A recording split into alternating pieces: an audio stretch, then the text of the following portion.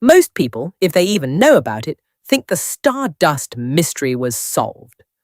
Wreckage found, ice avalanche, case closed. That narrative, neat and tidy, is a comfortable fiction. Because when you dig into the 1947 disappearance of British South American Airways, flight CS-59, you don't find answers. You find a shadow that only deepens with every solved detail. This wasn't a simple crash. This was an eradication, leaving behind a ghost message that still chills the blood. Flight CS-59, an Avro Lancastrian modified for passenger service, departed Buenos Aires on August 2, 1947, en route to Santiago, Chile. The crew, led by Captain Reginald Cook, was experienced. The journey over the Andes was routine for the era, albeit challenging.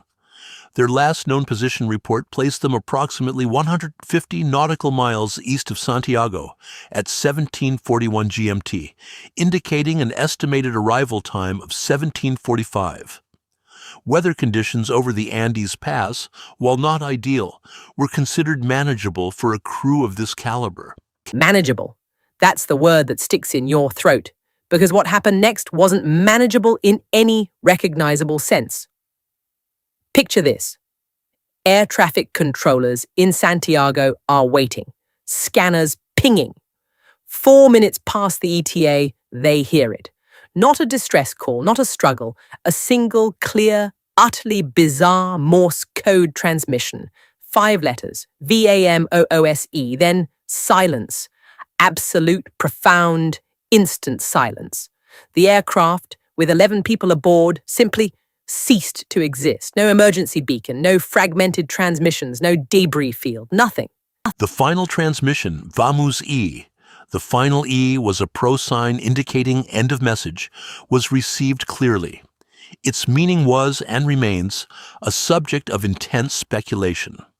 Spanish for we go or let's go has been proposed, but the context of an urgent final message in a foreign language from a British crew is highly improbable.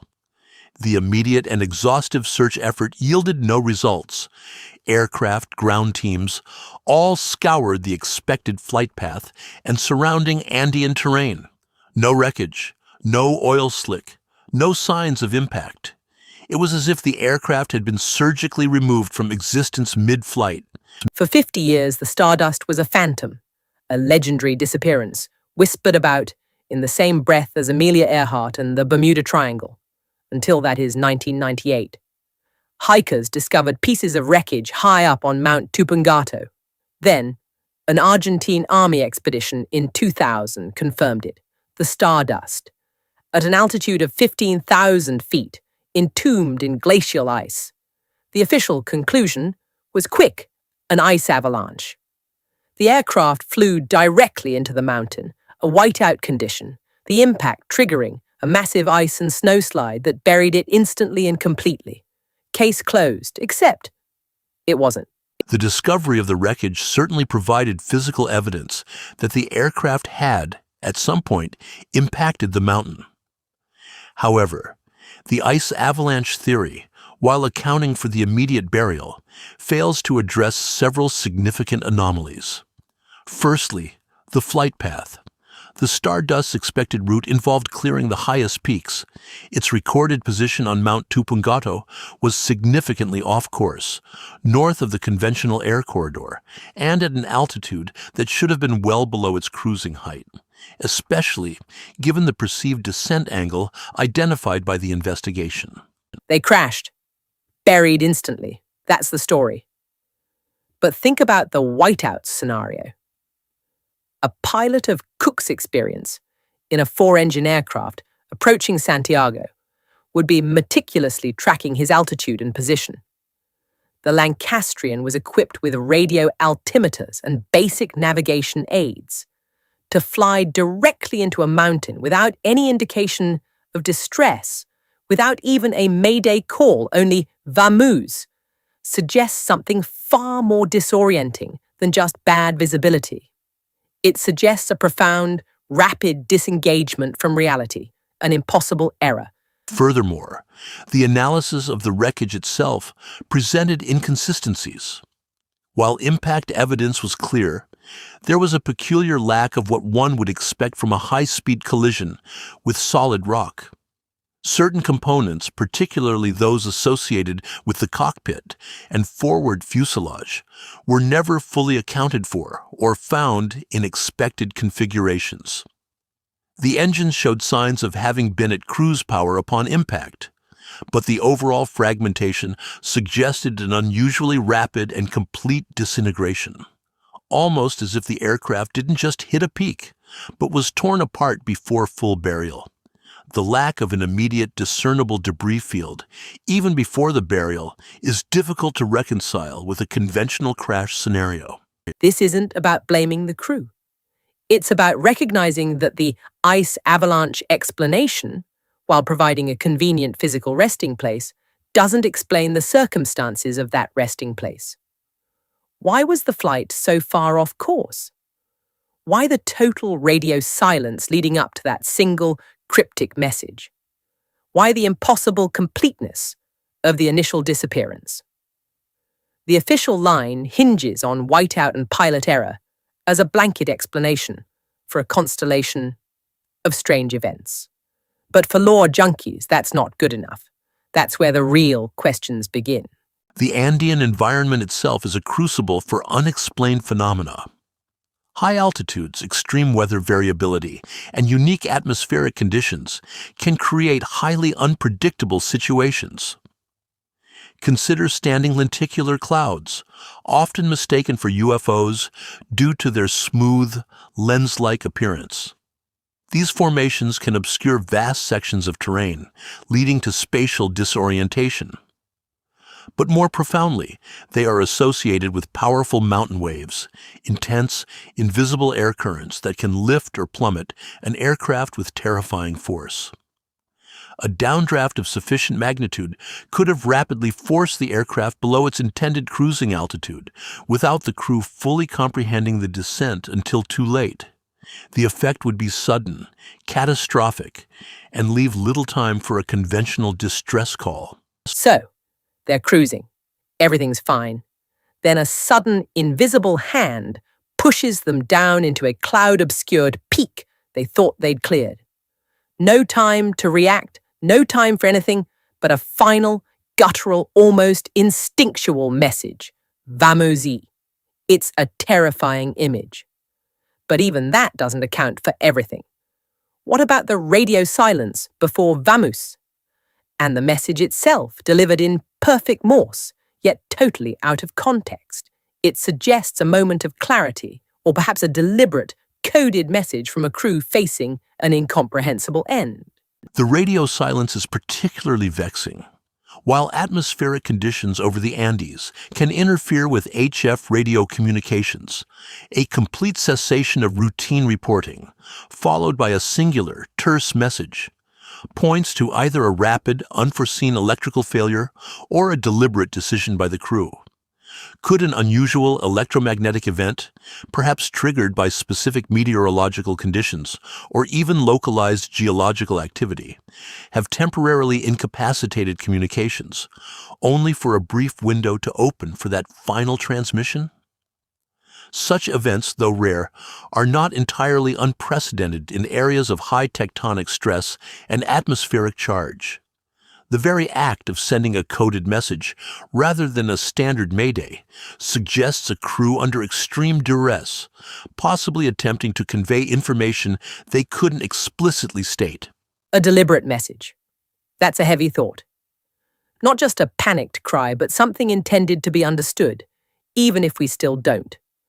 What if VAMOOS wasn't a last gasp, but a warning, or an acknowledgement of something they saw, something they understood in their final moments that we still can't fathom? It leans into the unnerving possibility that the crew in their final seconds encountered something truly beyond the parameters of conventional aviation incidents. Consider the geopolitical climate of 1947. The post-war era was rife with intelligence gathering, prototype aircraft, and emerging Cold War tensions. While highly speculative, The possibility of an encounter with an unidentified aerial phenomenon, or even an experimental aircraft, cannot be entirely dismissed by certain historical analysts. The suddenness of the disappearance, the cryptic message, and the immediate total lack of debris resonate with narratives from other classified incidents of the era. Though there is no direct evidence linking stardust to such scenarios, the sheer improbability of its complete erasure for 50 years invites broader interpretations than simple meteorological misfortune. So, we're not just talking about downdrafts anymore. We're talking about other actors, other forces. The Andes are remote, unforgiving. A perfect place for things to disappear without a trace or for secrets to be kept. The ice avalanche explanation provides a scientific, albeit thin, veneer of closure. But what if the ice wasn't just a burial ground, but a stage? A convenient way to obscure something far more complex.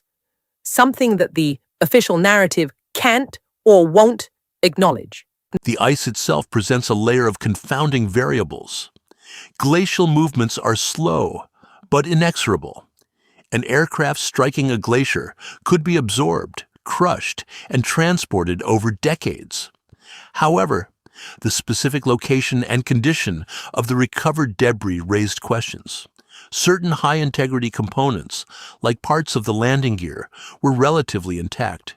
Yet other more robust sections of the airframe were highly fragmented or simply missing.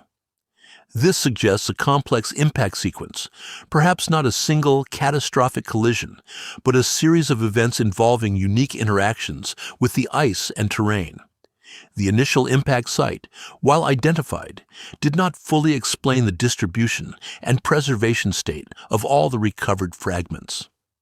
It's as if the mountain consumed it, but not in a way a simple impact would predict, leading some to speculate about secondary impacts or even subsurface collapse events that further disarticulated the wreckage in ways that defied typical crash forensics.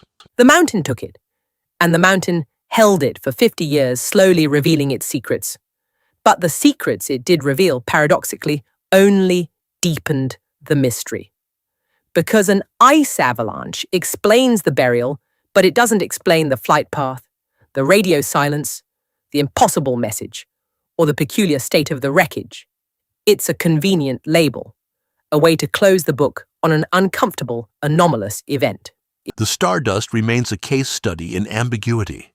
We have a definitive location, but the circumstances leading to that location are still riddled with significant unknowns.